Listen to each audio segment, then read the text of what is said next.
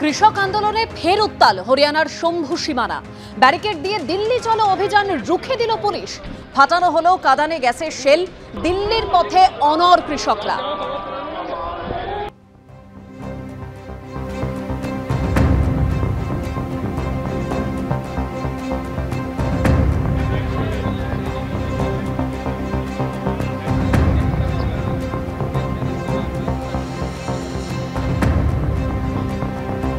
বাংলাদেশে গণতন্ত্রের গণহত্যা আর এবার অনুপ্রবেশ রুখতে মালদায় সতর্ক পুলিশ। সন্দেহজনক ব্যক্তিকে দেখতে পেলেই খবর দিন রেল পুলিশে। এবং এই সংক্রান্ত বিস্তারিত খবর জানবো আমাদের প্রতিনিধি করুণাময় সিংহ আমাদের সঙ্গে রয়েছেন। অন্যদিকে আরো একটি যে খবর, যে গুলিতে বাংলাদেশি পাচারকারী মৃত্যুর পর জলপাইগুড়িতে বিএসএফ এর জনসংযোগ অভিযান, এবং এই সম্পর্কে জানবো আমাদের অপর প্রতিনিধি রাজা চট্টোপাধ্যায় আমাদের সঙ্গে রয়েছেন। প্রথমেই মালদা থেকে করুণাময় সিংহ। করুণাময়, দেখো, যে কেন্দ্রীয় গোয়েন্দা সংস্থা তাদের তরফে মালদা রেল পুলিশকে সতর্ক করা হয়েছে।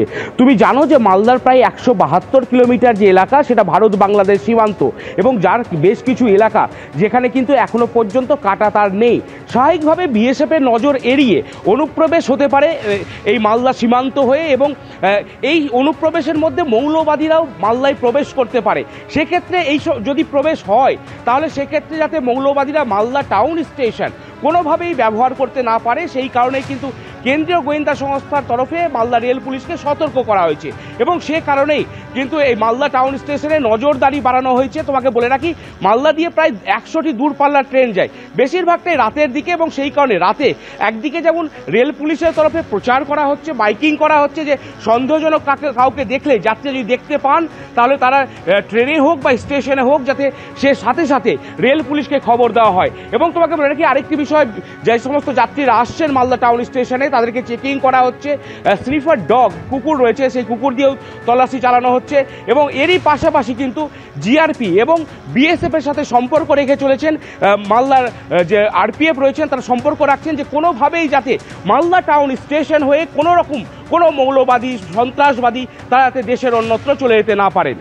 একেবারেই করুণাময়। অর্থাৎ একদিকে অনুপ্রবেশ রুখতে মালদা পুলিশ তারা যথেষ্ট সক্রিয়, সেখানে বিভিন্ন রকম ব্যবস্থা গ্রহণ করা হচ্ছে। অন্যদিকে জলপাইগুড়ির ছবি আপনাদের সামনে রাখবো, যেখানে বিএসএফ এর জনসংযোগ অভিযান।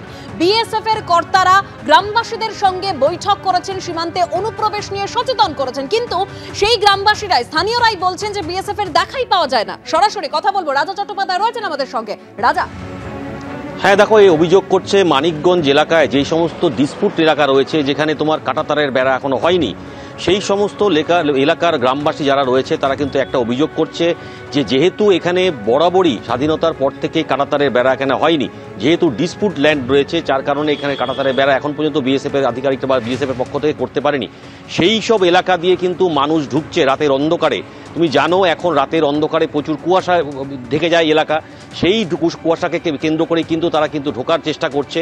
এবং কিছু অপরিচিত ব্যক্তিকে গ্রামবাসীরা দেখেছে, তারা কি উদ্দেশ্যে ভারতে ঢুকছে সেটা কিন্তু কারো জানার নাই। এবং এই ঘটনা কিন্তু বিএসএফ এর কাছে খবর গেছে, এবং বিএসএফ এর তরফ থেকে 93 যে ব্যাটালিয়ান রয়েছে, সেই ব্যাটালিয়ানের আধিকারিকরা কিন্তু বিভিন্ন গ্রামে, যেখানে তুমি দেখেছো যে অনুপ্রবেশকারীকে গুলির ইয়েতে মৃত্যু হয়েছিল, সেখানে কিন্তু সেই সব এলাকা এবং বেরুয়ারি একাধিক এলাকা, মানিকগঞ্জের একাধিক এলাকায় কিন্তু বিএসএফ এর আধিকারিকরা কিন্তু তারা সচেতন করছে, গ্রামবাসীদের বোঝাচ্ছে অপরিচিত ব্যক্তি দেখলে সঙ্গে সঙ্গে যেন ক্যাম্পে খবর দেওয়া হয়।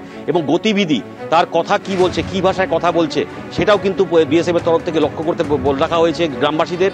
সব নিয়ে কিন্তু যেই সমস্ত এলাকায় এখনো কাঁটাতারে বেড়া হয়নি, ডিসপুট ল্যান্ড রয়েছে, সেই সমস্ত এলাকার মানুষ কিন্তু রীতিমতো আতঙ্কে রয়েছে।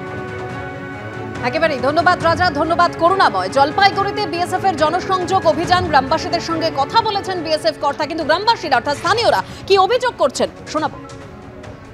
সমস্যা আমাদের তো এমনিতে রাস্তাঘাটের যেমন সমস্যা, তারপরে বর্ডার রোড, বর্ডার সামনে, ওইদিকে কাঁটাতার নেই, তার মধ্যে আমরা গ্রামের লোক আতঙ্কে থাকে। রাত্রে গরু পাচার হয়, লোকজনও আসে। এখন তো বর্ডার খোলা, রাতের অন্ধকারে আজকে নাকি শুনলাম সকালবেলাও লোক পার হয়েছিল। এবার তো ওইদিকে নেই, আগে তো বিএসএফ যা ছিল এখন তার থেকে অনেক কম।